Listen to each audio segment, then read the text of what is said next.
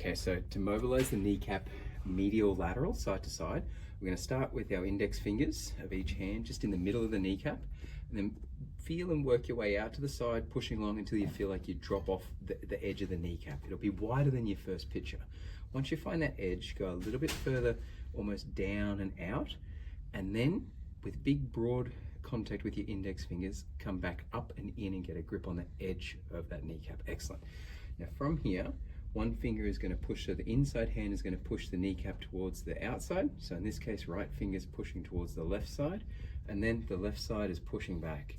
And each finger is just gently moving and sliding the kneecap side to side on the front of the knee. When one finger is pushing, the other one's allowing it to happen, and then it pushes back and the other one isn't fighting against that.